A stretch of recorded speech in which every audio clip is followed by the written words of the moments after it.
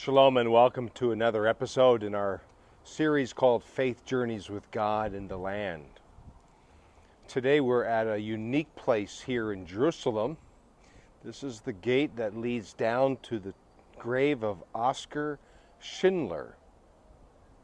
So we're going to be talking about him and what he did on behalf of the Jews during World War II. Thanks for joining us today for this episode.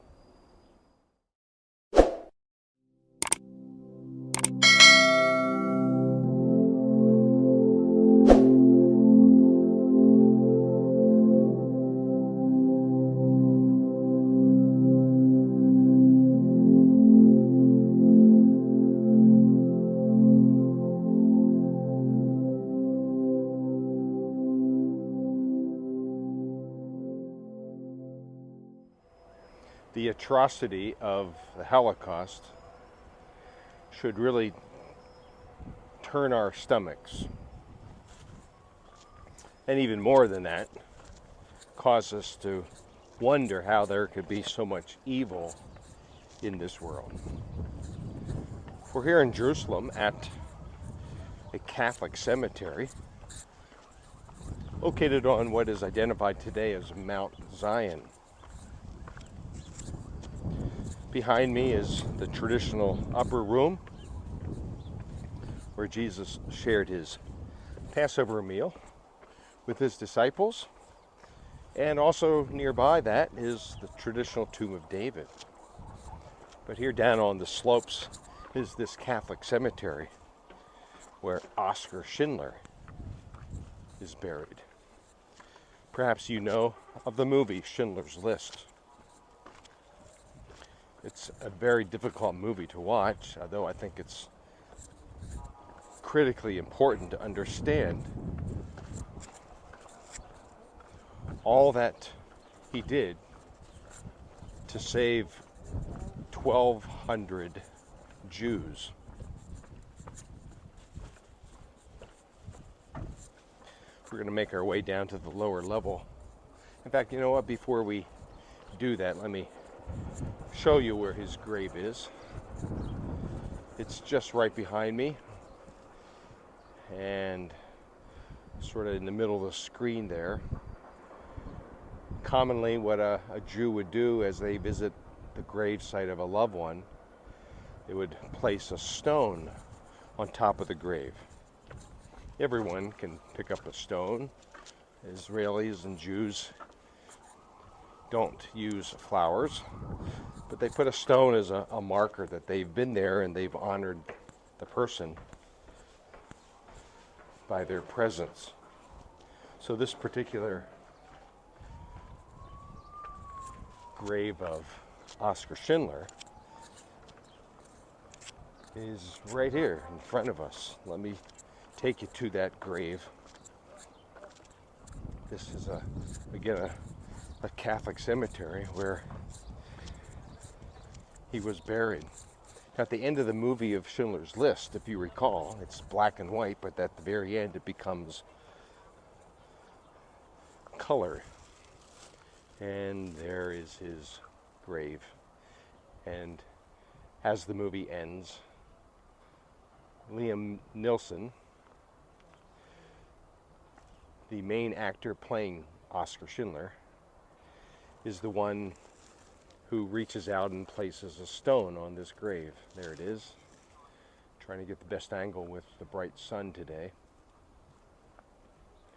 Let me go over here and maybe get another perspective for you as we talk about one phrase that always strikes me in the movie. Now there's so many stones here because so many people have visited this grave. Unlike all the others.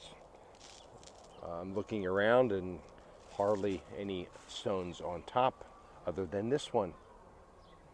So I think it was towards the end of the movie, Oskar says this, and this is after saving 1,200 Jews from death due to the Nazi regime and Hitler. And the evil that represented. But he said this, I could have done more. I could have done more. And he weeps in agony because from his perspective, I could have saved more Jews. I could have saved the lives of men and women and boys and girls. In our faith journey with God, wow, this really maybe is convicting to me and maybe to you, and we don't do all that we can to do for God what he wants us to accomplish. We get to a point in our spiritual or faith journey, and I think it's okay to say, I could have done more. I don't know where you are in your faith journey, whether you're beginning or well into the years of walking with God. But there's a certain dynamic of how we say, God, I could have done more for you. And sometimes that leads to a sense of guilt, maybe anguish, like Oskar Schindler experienced. But what we can do is give our best.